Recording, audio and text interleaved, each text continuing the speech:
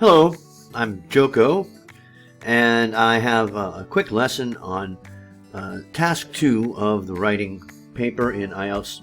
I'm going to do this as part of a review of a as a candidate's paper. They are sample writing they gave in Facebook, and here's some feedback that I hope will help him and anyone watching, I hope. Okay, so I'm calling it Stated Position, but then support it. I'm from IELTS Temple. So I also got this, I found my presentation pointer, and I want to see if it works here. Come on, and advance. There we go. Cool. Alright, so to show you, I know what I'm talking about here. Let's look at IELTS writing in the bigger picture. Okay, if you look at the worldwide results of average score per candidate anywhere in the world, the average writing score worldwide is about 6, and the average reading, which I think is the highest, is like 6.6. So no matter what country it is, sometimes as much as 1 full point on average higher in reading than writing. Why? Well, writing is tough.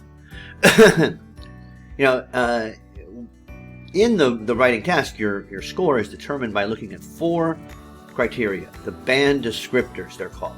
Okay, and of the 4, my experience has been that the lowest of the 4 criteria within the writing task is task response or task achievement in part 1. Okay, so to improve your score, attack what you're worst at. This is a general strategy for lots of things in life.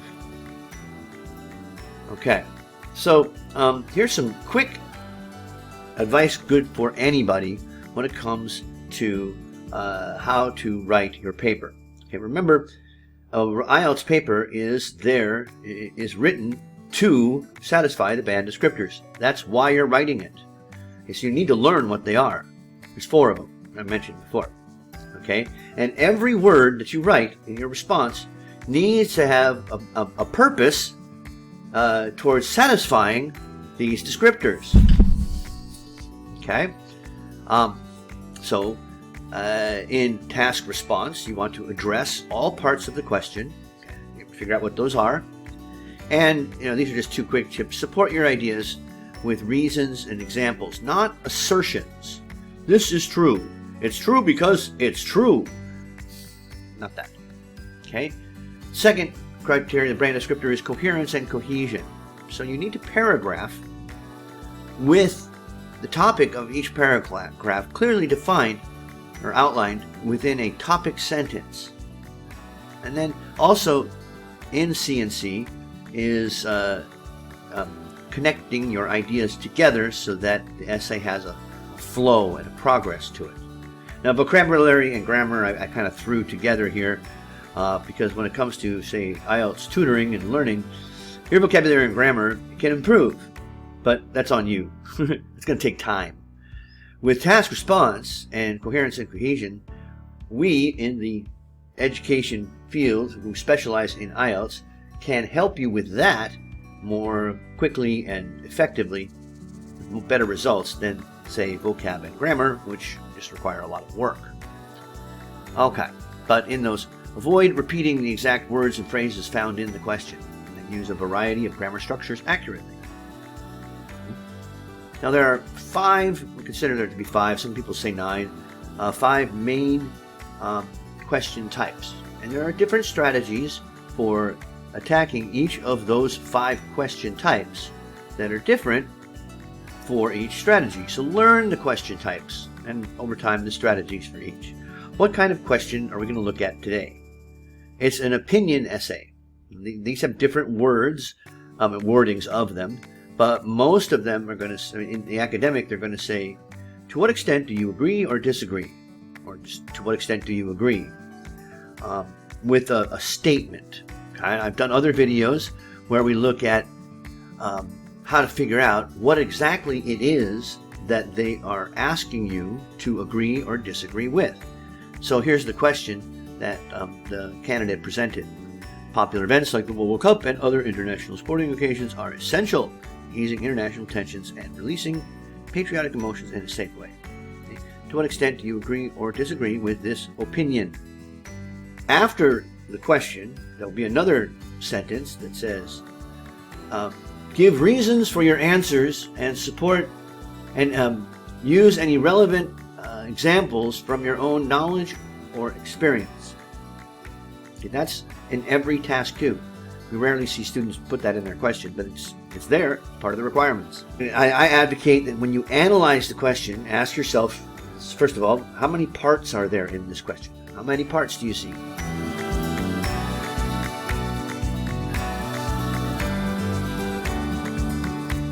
Okay. First part of the question is,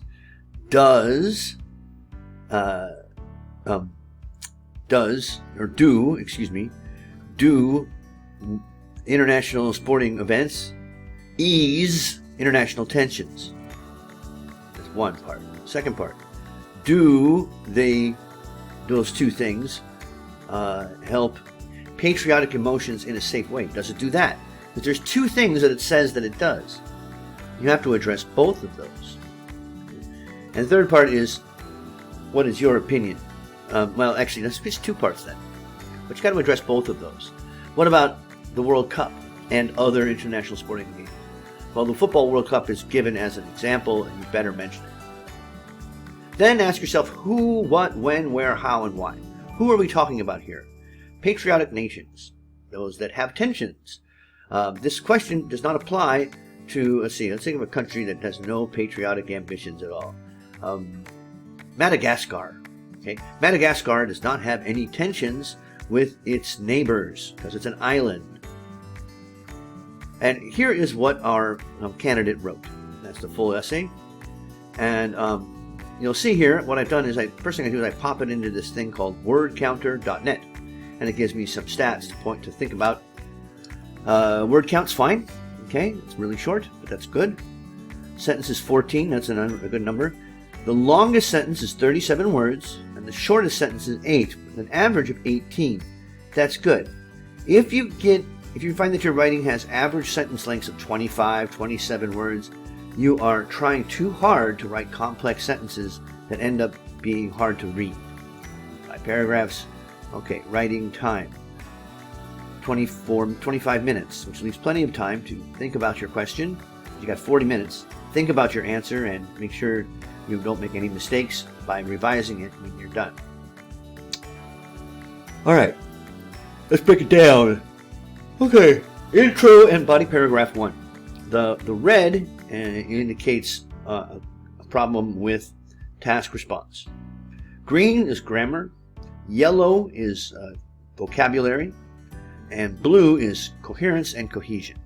Okay. The debate on whether or not sports on an international level like football, World Cup, or others play a crucial role in resolving international racism in a safe way has persisted for a long time. All right, this is what's called a canned phrase. Someone told you that you can put this in as a template and say the debate on, and then you restate what the question's about, and then you finish it with has persisted for a long time period. A long time period? Okay, you can't do that with every question. Some questions you can, but the examiner is going to recognize that as being a canned phrase. This has been a problem for a long time, particularly when it hasn't. Okay? I mean, it's this one, it's not one that lends itself to that template. Has it really been? Has it been a debate? I've never talked about it, so that you're not addressing the question. And actually, I probably should have been blue, but and also I disagree with the above statement. Avoid any reference to spacing, like because of the underlying reasons. Do you mean the reasons that are below that I'm going to talk about? It's not what underlying means, which is why it's yellow for vocab. Okay, avoid canned phrases. Underline, contradict, releasing. the meanings of these words aren't quite what you think. They're good, but they're not used accurately. Okay. And what was the question? Let's go back. Can we go back to the question? I should have had that in there. Okay. Look at this. It says that other international are essential in easing international tensions and releasing patriotic emotions. And note, in your answer, World Cup and other international sporting occasions are essential in a safe way. And you wrote,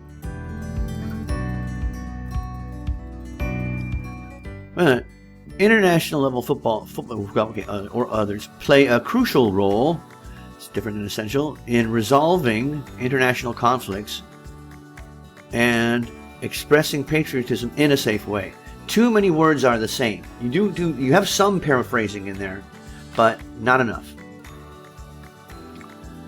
Okay, to begin with, I suppose that's okay. I contradict that global... No.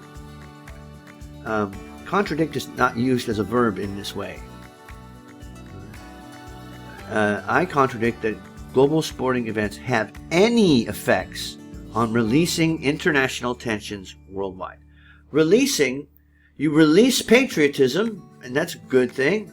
But if you release international tensions, that sounds like you're starting a war.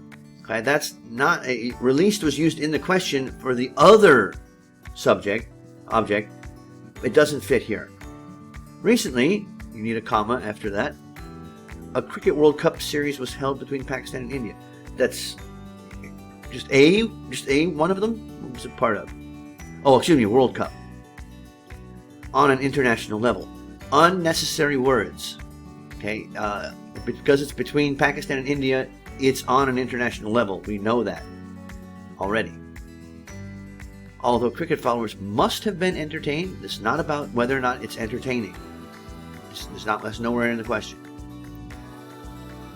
While watching the whole series, cricket being quite slow, there was negligible impact on authorities. What does authorities mean in this question here? Authorities? Negligible. Negligible means some. Not much, not a lot, but enough to, a little bit, but enough to be, not enough to be ignored. I mean, enough that you can just ignore it. But your topic sentence says, I contradict that global sporting events have any effects. So you're saying in your topic sentence that it has zero. And then for an example, you say negligible. Negligible means more than none. So it doesn't fit. It goes against your question. Okay. There's negative conflicts across borders. This explains not the right word there, that political issues may be addressed through official meetings. What does that have to do with official meetings? The sporting event did not reduce tensions, therefore other ways are more valid? That is not part of the question. The question does not ask, I'm tilted here, does not ask what are the other means. You're off topic. Don't mention that stuff. Okay, it's just now we have BP2 in the paragraph. Moreover, oh my goodness, moreover, I hate moreover. Avoid moreover, because 99% of the time people don't use it correctly. Moreover means in addition, and more importantly, okay? More importantly. So the thing that comes before moreover must be negligible in comparison to what's coming next.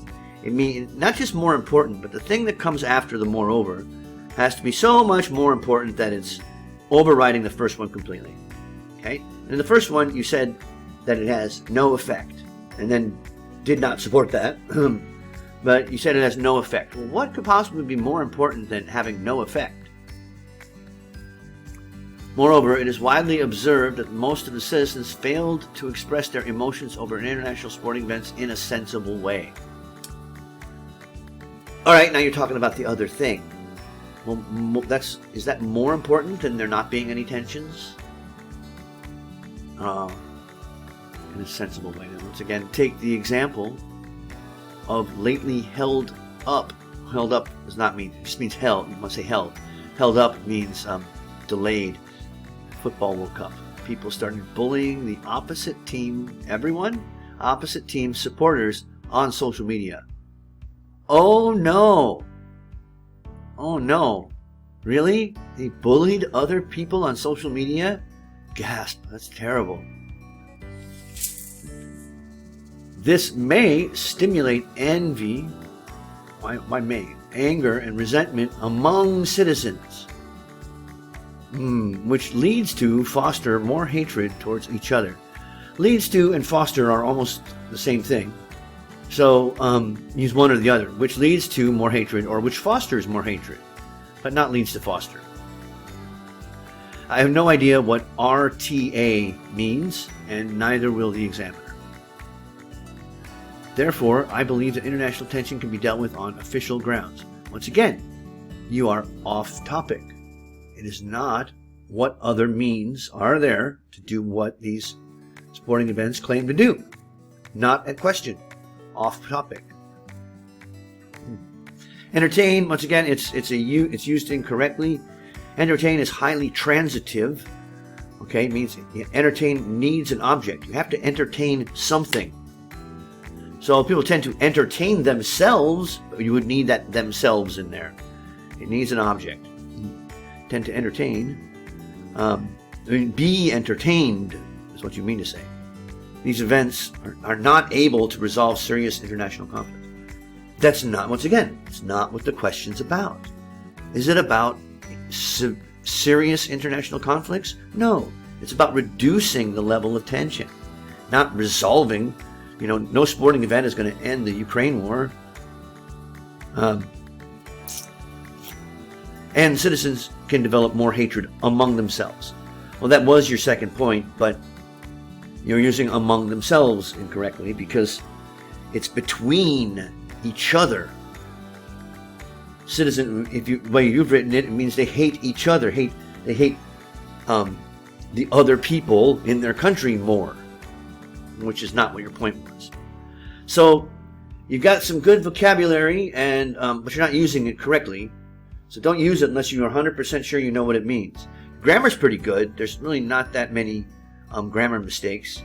But you did not support your ideas in an effective way. And your topic sentences don't really reflect what the top sentence, what the paragraphs are supposed to be about. All right. Well, I wish you luck. Your conclusion doesn't reflect the question. Yeah. Come on by to the IELTS Temple, IELTStemple.blogspot.com. I haven't done much with this lately, but maybe if I put this in here now, I'll spur myself towards more. Please subscribe and like and do all that good stuff. And I wish you luck, candidate.